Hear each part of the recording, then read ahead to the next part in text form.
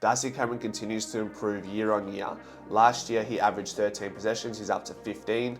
Last year he had 1.4 contested marks, he's now up to 2, which makes him the #1 ruckman in contested marks, which is massive. So he's above those players like Max Gawn and Tim English, who are known for their aerial prowess.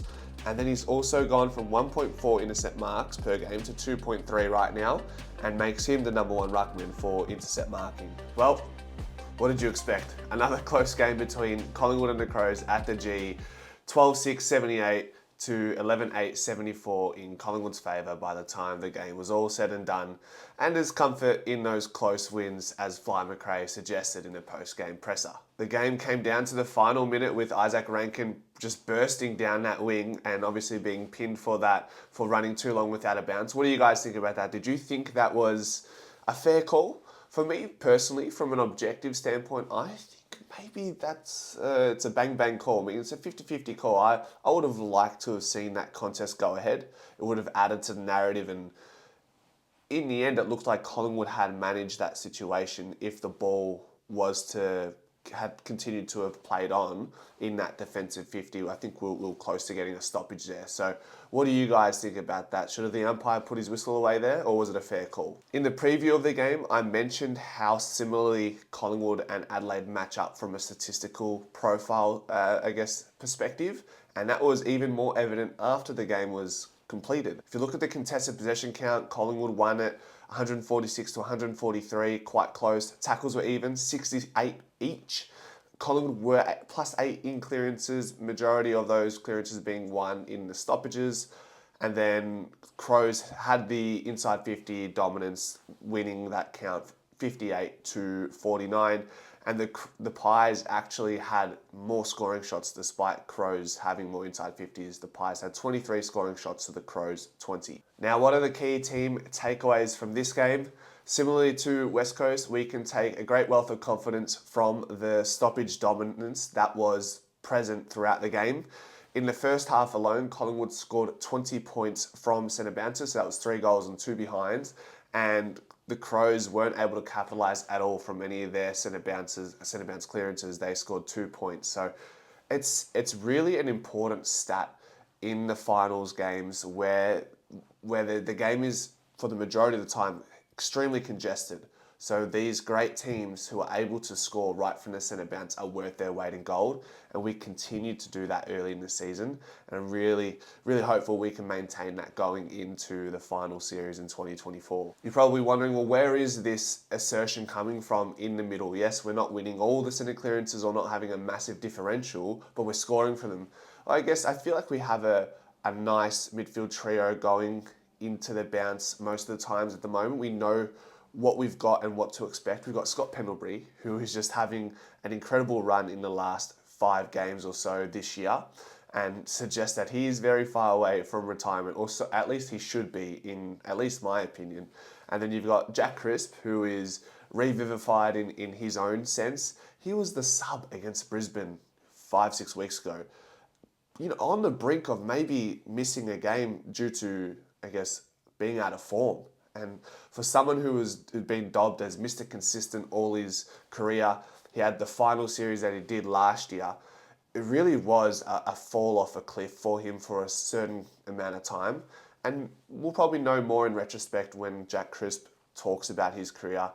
Maybe he took the foot off the pedal a little bit at the start of this year, lost a bit of desire, because you win the thing that you've been chasing all your life, and then you've got to somehow recalibrate and go again the next year. And sometimes it takes time. And I guarantee you a lot of players from Collingwood's premiership side in 2023 will say that once their career is all said and done. But with the few positional changes, Jack Crisp has found himself pretty much in every centre bounce attendance for at least the last few games. He had 25 disposals, 12 contested possessions, 7 clearances, a goal, and he also brings pressure, 10 tackles, which is massive. I think that was close to a game high, if not it was.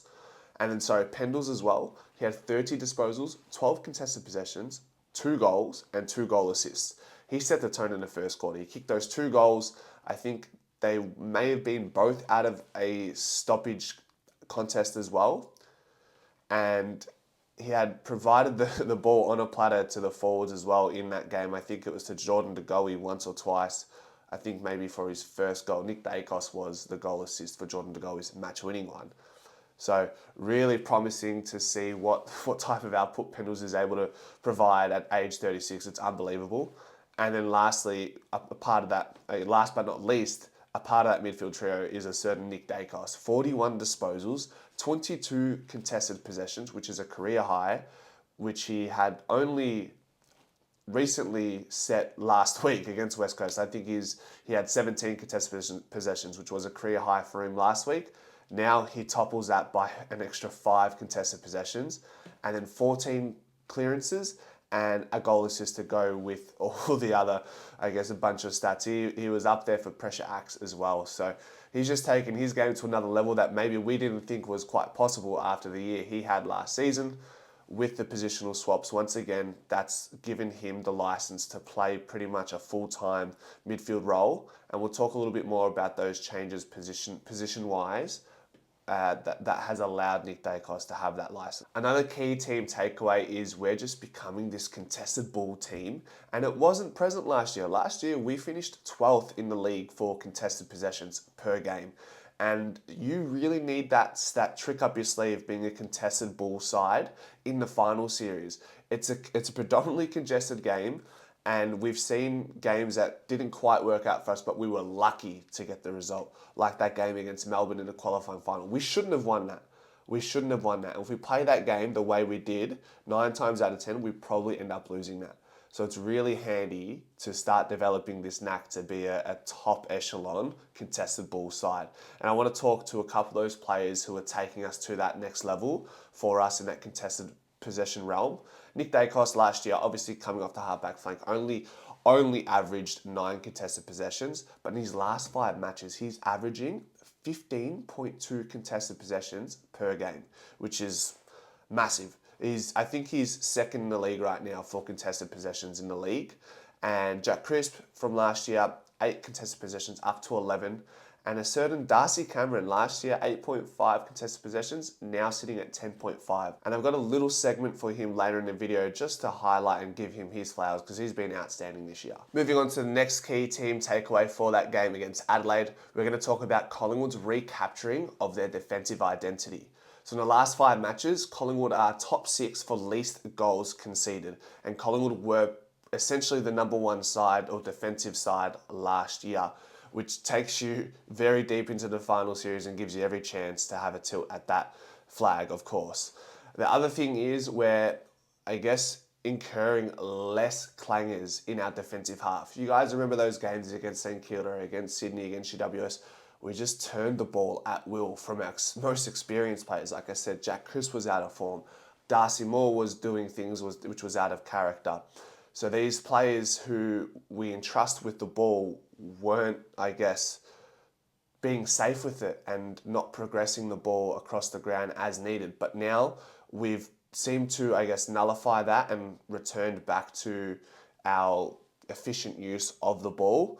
The other thing is, which is extremely underrated, is the fact that we're finally getting continuity in our back 6. This is life after Nathan Murphy. It's been extremely difficult early on, and I think we all underestimated how much we would miss him, at least in the immediate term. We have John Noble, who has established himself as a halfback flanker, had a massive game today. Again, we'll talk about him a little bit later. Billy Frampton is finding his feet and he's obviously solidified a spot in the back 6 as a key position tall, which is massive for Collingwood, especially in the absence of Nathan Murphy, and particularly with Jeremy Howe at the moment with the groin. And then still side bottom. The fact that that's worked out has allowed other players to have more prominent roles elsewhere where we've need help in. I think in the first quarter there was a really positive sign where he rolled across in our defensive 50 and smothered it out and cleared the boundary line by at least 5 metres. And that's what he did as a defensive winger. So he has those characteristics to be that halfback flanker for Collingwood for the rest of 2024, hopefully. On top of being top 6 for least goals conceded in the last 5 matches, we're also top 4 for defending from the stoppage and also turnover, which is tick, tick, tick across the board. and we're really looking like a premiership fancy, particularly in the last 5 matches. Last season, we were extremely efficient going inside 50, and we're starting to find that as well. While we lost the inside 50 count, 58 to 49, we still had 3 more scoring shots than Adelaide. And in the last 5 matches, we are scoring 46% of the time, while also averaging 58 inside 50s, which is a really good return considering the high volume of inside 50s, which I think is top 3 in the league right now. If we compare that to the Gold Coast Suns, they're averaging 60 inside 50s in their last 5 matches per game, but are only scoring 42% of the time they go inside 50, which is ranked in the bottom 6 of the AFL. So it just goes to show you can have these high volumes of inside 50s, but if they're not quality looks, then it's what are they worth? Not a lot, because the rebound 50s come after that for the opposition very quickly as well. The comfort in the close wins, which Craig McRae alluded to after the game, I'm happy with that. I can live with it because it's an important, you can train that as much as you want in match simulation, but until you're able to replicate that on the field, then it doesn't really count for much. And the fact that Collingwood are able to repeatedly do this over and over and over again with great success, it just gives me solace in these final minutes of closing games where a win it's a tug of war. Who's going to win in the last couple of minutes? I just have that confidence that Collingwood can do a job. You'll see some of the things that Collingwood do really well is they get their uncontested marks going. But even when it's a hot contest, we are really superior when it comes to keeping the ball in tight and not letting the ball get loose in the contest. If you go back and watch the preliminary final against GWS last season, the last 2 minutes, watch how many times players like Jack Crisp, Nick Dacos and Scott Pendlebury are able to retain the ball and create repeat stoppages, which is what you need to try and close out the game. And we did that again yesterday. We had some uncontested marks. Obviously Isaac Rankin had that chance in the last couple of minutes, but the fact was we're able to limit the amount of chances that were in the last couple of minutes. We didn't just capitulate. And I truly think our 4-quarter performance is a bit of a fallacy because it depends which way you look at it. I would suggest, yes, we were up by 5 goals late in the game, but to be able to just keep hold and I guess fight that momentum and win the game by the time the final siren comes around, that's a tick for me. If we had lost, that's not a 4th-quarter performance because we weren't able to hold up against the barrage that Adelaide had in that 4th quarter. But we held up enough to get the win. We created a big enough margin to get ahead, and then that margin was big enough for us to hold off their run. So that's the way I look at it. Very rarely you're going to see a wire-to-wire performance in any sport. You don't see it in NBA, you don't see it in EPL, you don't see it in AFL. It's how good you can be when you're up and how well can you hold them off when they're having their run of momentum. As far as the young players are going, Finlay McRae playing the role as the higher half forward. He had 5 tackles, 22 pressure acts, along with 12 disposals and 6 contested possessions. And that's what he needs to do right now. Just fill his role, play that pressure player and in the forward line and reap any benefits thereafter. And at the end of the day, he's playing AFL footy, he's getting games under his belt, and that's all that matters for him, I'm sure, on a personal level right now. Reef was efficient, 2 goals before that concussion, unfortunately. I'm really liking how Joe Richards is moulding into our team. He's a great connector, he's a great ball user, he's composed within the contest, he knows where the goals are. I think he had 12 disposals, 5 tackles, and 24 pressure acts. So he's got that pressure element to his game down pat, and he has that polish as well. So I think he's going to ask some questions of our small forwards when it comes to the selection table over the course of the next 6 to 12 months, because he's been outstanding as far as I'm concerned. Harvey Harrison came on as the sub. He had 8 disposals, running 100% disposal efficiency and a goal assist. So a really positive impact coming off the bench for Harvey Harrison. With regards to what positional changes we saw in the game, I think the most obvious one was Jordan De Goey swinging forward. He attended 0 centre bounce attendances. He did have 2 clearances from a stoppage contest. So sometimes he does roll up into those contests to have an impact, particularly around the forward, of course. And he had 26 disposals. He kicked 2 goals and 10 score involvements and the match-winning goal. Both set shots from memory, and they were straight through the middle. And for him to be clutch in that moment, it was relatively easy set shot, but he still got the job done on a slight angle. I've noticed Patrick Lipinski is starting to play more wing since Still Sidebottom has gone into the back line, which also has a ripple effect and allows players like Nick Dacos to represent our midfield full time in there. And he's, like I said, taking his game to a whole new level. He's probably took Brownlow votes out of this game. He's probably got the 3 votes sealed for the West Coast game.